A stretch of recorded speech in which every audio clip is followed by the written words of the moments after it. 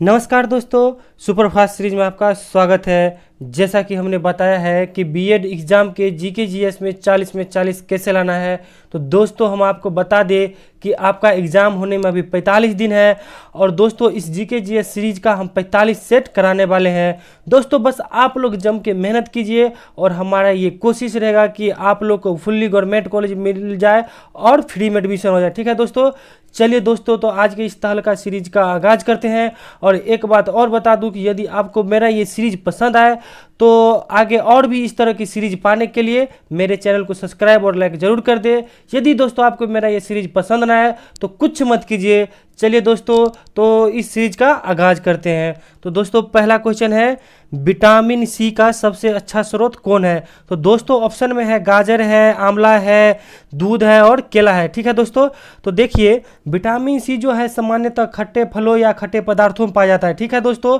तो मुख्यतः दोस्तों जो है विटामिन सी आंवला में पाया जाता है। तो और भी विटामिन जान लेते हैं दोस्तों। देखिए गाजर में जो है दोस्तों विटामिन ए पाया जाता है। ठीक है दोस्तों, अब दूध में देखिए दोस्तों विटामिन सी के अलावा सभी विटामिन होते हैं। ठीक है दोस्तों, अब देखिए केला में जो है दोस्तों विटामिन ए और बी पाया जाता है तथा इसमें सबसे ज़्यादा दोस्तों लगभग 24.7% कार्बोहाइड्रेट पाया जाता है। ठीक है दोस्तों, अब चलिए विटामिन के बारे में और भी कुछ हम बता देते हैं आपको। आप लोग दोस्तों ये जानना चाहते होंगे कि विटामिन कहाँ नष्ट हो जाता है, कहाँ रहता है। तो दोस्तों हम आपको ये बता दें कि विटामिन बी और सी जो होता है दोस्तों जल में घुलनशील होता है और विटामिन दोस्तों ADE ये जो है वसा में घुलनशील होता है। ठीक है दोस्तों, चलिए अगला प्रश्न देखते हैं। दोस्तों अगला प्रश्न है कि करो या मरो का नारा किसने दिया था? देखिए दोस्तों हमारे भारत को आज़ाद कराने के लिए बहुत सारे रणबांकुरों ने अपना बलिदान दिया था, जिनमें ये निम्न रणबांकुरे हैं। तो करो या मरो का नारा दिया था दोस्तों गांधी जी ने। अब देखिए इन सब रणबांकुरों से भी हम देख लेते हैं कि इन सब से संबंधित नारा क्या है। ठीक है दोस्तों, अब देखिए कि अंग्रेजों भारत छोड़ो ये नारा जो है दोस्तों महात्मा गांधी ने दिए थे। भारत माता की जय ये भी महात्मा गांधी ने दिए थे।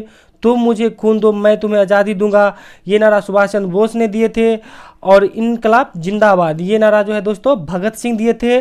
आराम हराम है ये नारा जो है दोस्तों जवाहरलाल नेहरू दिए थे। दोस्तों और भी बहुत सारे नारा है दोस्तों। अगले सीरीज में चाहे आने वाले जो भी आगे सीरीज है हम हर प्रश्न हर सेक्टर से उठा को पूरा हम आप लोग को करा देंगे। बस आप लोग रेगुलर रहिए और जम के मेहनत कीजिए। चलिए दोस्तों तो अगला प्रश्न देखते हैं। अगला प्रश्न है दोस्तों कि महात्मा बुद्ध को ज्ञान की प्राप्ति कहाँ हुई थी? ठीक है दोस्तों, तो देखिए ऑप्शन है लुम्बिनी है, सारनाथ है, बोध गया है और कुशीनगर है। ठीक है दोस्तों, तो हम आपको बता दें कि महात्मा बुद्ध को जो है ज्ञान की प्राप्ति बोध गया में निरंजना नदी या फल्गु नदी के तट पर बोधि वृक्ष के नीचे और पूर्णिमा की रात में इनको ज्ञान की प्राप्ति हुई थी। कहाँ हुई थी दोस्तों? बोध गया में हुई थी। ठीक है, अब देखिए सब ऑप्शन को भी देख लेते हैं। देखिए लुम्बिनी में जो है महात्मा बुद्ध का जन्म हुआ था और सारनाथ में जो है दोस्तों इन्होंने पहला अपना उपदेश दिए थे। और महात्मा बुद्ध की मृत्यु जो है दोस्तों कुशीनगर में हुई थी। देखिए दोस्तों महात्मा बुद्ध के जन्म का चिन्ह है कमल और सार। और देखिए इन्होंने जो गृह त्याग किया उन्हें महाविनिष्क्रमण कहा जाता है और इनकी मृत्यु को महापरिनिर्वाण कहा जाता है। या इन्होंने अपना उपदेश जो है पाली भाषा में दिए। बहुत कुछ है और भी अगले सीरीज में हम आपके लिए लेके आएंगे। चलिए दोस्तों तो अगला प्रश्न देखते हैं। अगला प्रश्न है कि निर्वाचन आयोग किस अनुच्छेद में है? तो ऑप्शन है दोस्तों 324, 124, 214, 315। ठीक है दोस्तों, तो आपको बता दें कि निर्वाचन आयोग संवैधानिक संस्था है। इनकी चर्चा 324 में है। अब देखिए आर्टिकल 124 इसमें सुप्रीम कोर्ट की चर्चा है और आर्टिकल 214 इसमें हाई कोर्ट यानी उच्च न्यायालय की चर्चा है। और 315 में देखिए दोस्तों संघ लोक सेवा आयोग की चर्चा है। चलिए दोस्तों फिर अगला प्रश्न देखते हैं। अगला प्रश्न है दोस्तों कि बांग्लादेश की राजधानी कहाँ है? तो देखिए दोस्तों ऑप्शन में है बीजिंग है, ढाका है, काठमांडू है, काबुल है।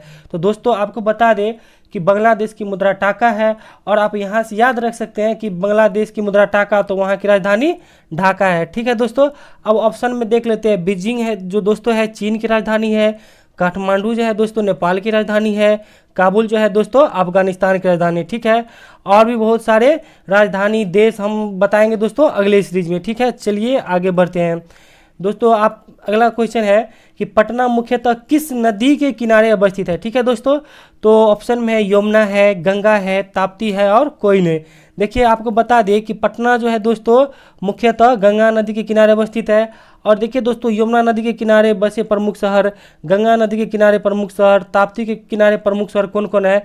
तो चलिए दोस्तों, यमुना के किनारे देखिए दिल्ली है, आगरा है, मथुरा है, इलाहाबाद है। ठीक है दोस्तों। गंगा के किनारे देखिए हरिद्वार है दोस्तों, कानपुर है, वाराणसी है, पटना है। ठीक है दोस्तों। और ताप्ती के किनारे देखिए सूरत, जो गुजरात का शहर है। ये सब नदी हैं। चलिए तो अगला प्रश्न देखते हैं। अगला प्रश्न है दोस्तों कि कौन रक्त समूह सर्वदाता होता है? तो ऑप्शन है दोस्तों A B, O negative, O positive. ठीक है दोस्तों।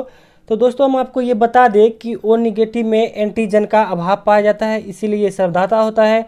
और ए बी पॉजिटिव में दोस्तों एंटीबॉडी पाया जाता है, इसीलिए ये सर्वग्राही होता है। ये किन्हीं का ले सकता है और ओ नेगेटिव किन्हीं को दे सकते हैं।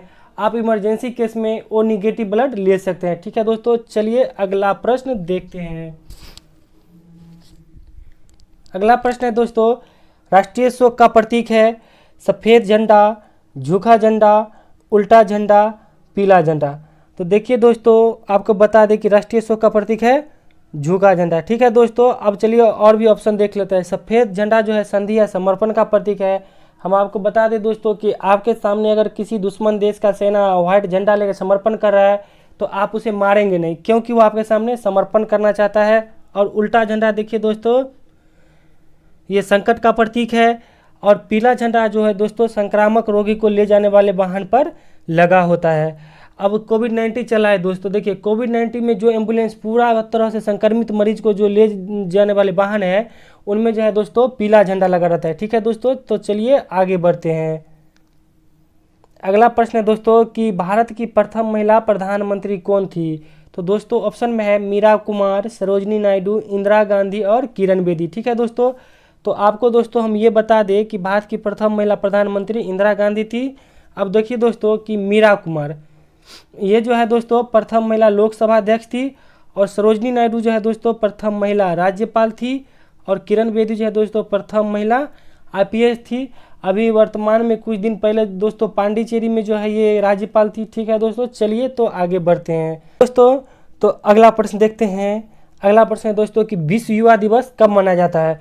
तो ऑप्शन में है दोस्तों 12 जनवरी, 12 अगस्त, 22 मार्च और 22 अप्रैल। ठीक है दोस्तों। तो दोस्तों हम आपको ये बता दें कि हम लोग याद क्यों हैं राष्ट्रीय युवा दिवस। तो राष्ट्रीय युवा दिवस दोस्त 12 जनवरी को मनाया जाता है, बल्कि विश्व युवा दिवस जो है 12 अगस्त को मनाया जाता है। तो 12 जनवरी को क्या होता है? राष्ट्रीय युवा दिवस मनाया जाता है। और भी दिवस देख लेते हैं दोस्तों। 22 मार्च को देखिए दोस्तों विश्व जल दिवस मनाया जाता है। और 22 अप्रैल को दोस्तों विश्व पृथ्वी दिवस मनाया जाता है। ठीक है दोस्तों। तो हमें प्रत्येक मानव का काम है कि विश्व जल दिवस के अवसर पर, विश्व पृथ्वी दिवस के अवसर पौधा लगाए, जल का संरक्षण करें, जल को बचाएं। ठीक है दोस्तों। चलिए अगला प्रश्न देखते हैं। अगला प्रश्न दोस्तों है कि भारत के मैनचेस्टर के रूप में कौन सा शहर जाना जाता है? तो मैनचेस्टर का मतलब है दोस्तों कि कपड़ा उद्योग का वहाँ बहुत जमावड़ा होना या बृहद पैमाना पर कपड़ा उद्योग वहाँ पर लगना। ठीक है दोस्तों। तो आपको बता दें कि भारत के मैनचेस्टर जो है दोस्तों कौन कौन है? तो ऑप्शन में मुंबई है, सूरत है, अहमदाबाद है, लुधियाना है। ठीक है दोस्तों। तो देखिए अहमदाबाद जो है दोस्तों भारत के मैनचेस्टर है। और भी ऑप्शन देख लेते हैं। देखिए मुंबई जो है दोस्तों भारत की आर्थिक राजधानी है, साथ ही दोस्तों माया नगरी भी है। सूरत जो है दोस्तों भारत में हीरे की सबसे बड़ी मंडी है। और लुधियाना जो है दोस्तों साइकिल निर्माण का सबसे बड़ा शहर है। ठीक है दोस्तों। साइकिल निर्माण का सबसे बड़ा शहर है। ठीक दोस्तों। चलिए दोस्तों तो अगला प्रश्न देखते हैं। अगला प्रश्न दोस्तों केंद्रीय गन्ना अनुसंधान संस्थान स्थित है। ठीक है दोस्तों। तो ऑप्शन में है कानपुर, कोयम्बटूर, राजमुंदरी, करनाल। तो आपको बता दें दोस्तों कि केंद्रीय गन्ना अनुसंधान संस्थान जो है दोस्तों कोयम्बटूर में स्थित है। और देखिए कानपुर, राजमुंदरी और करनाल सब ऑप्शन भी देख लेते हैं। तो कानपुर में जो है दोस्तों भारतीय चीनी तकनीकी संस्थान है। राजमुंदरी में जो है दोस्तों केंद्रीय तंबाकू अनुसंधान संस्थान है। और करनाल में जो है दोस्तों राष्ट्रीय डेयरी अनुसंधान संस्थान स्थित है। चलिए दोस्तों अगला प्रश्न देखते हैं।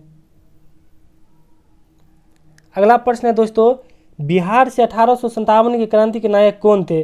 तो दोस्तों ऑप्शन में है नाना साहेब, कुंवर सिंह, बेगम हजरत महल, रानी लक्ष्मीबाई। तो दोस्तों आपको बता दें कि आरा से जो है किसान थे कुंवर सिंह, ये बिहार से क्रांति का नेतृत्व किए थे। ठीक है दोस्तों।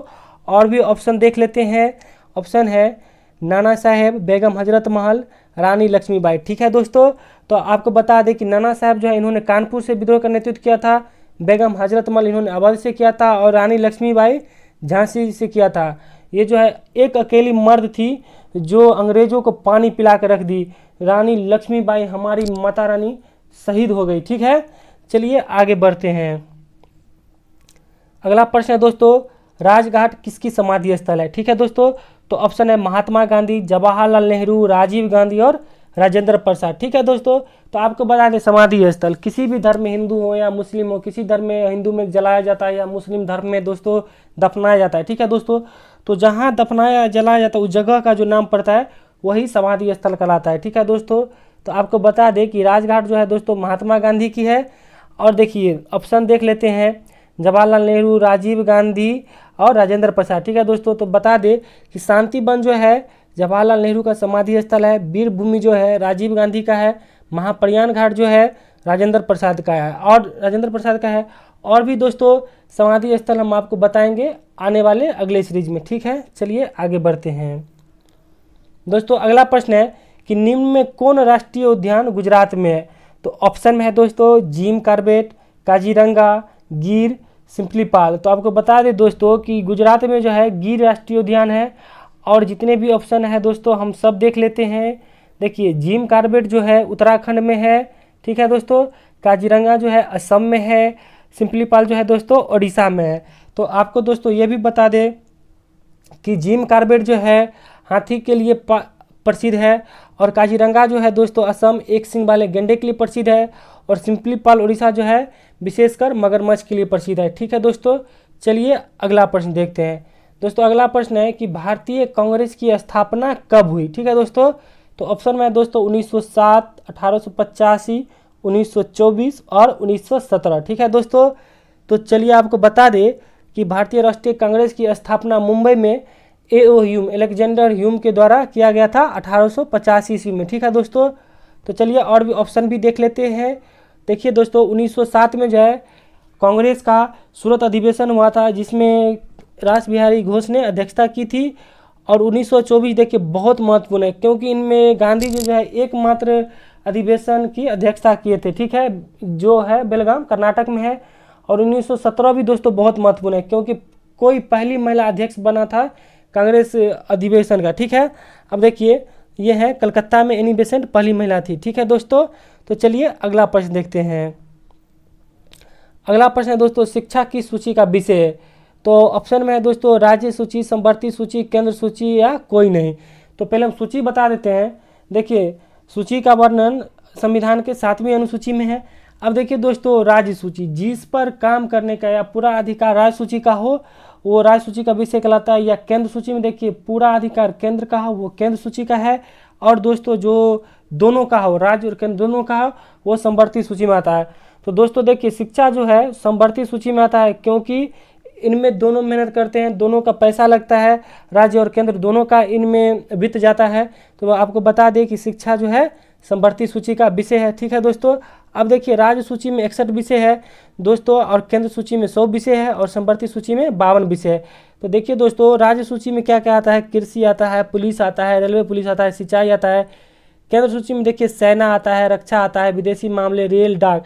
तो दोस्तों यहाँ एक चीज़ में कन्फ्यूज मत होइएगा कि रेलवे पुलिस जो है राज्य सूची का है, बट दोस्तों रेलवे जो है केंद्र का है। ठीक है, अब संवर्ती सूची में देखिए दोस्तों शिक्षा है, स्वास्थ्य है, वन, इन सब पर राज्य और केंद्र दोनों मिलकर अपना काम करते हैं। ठीक है दोस्तों, चलिए अगला प्रश्न देखते हैं।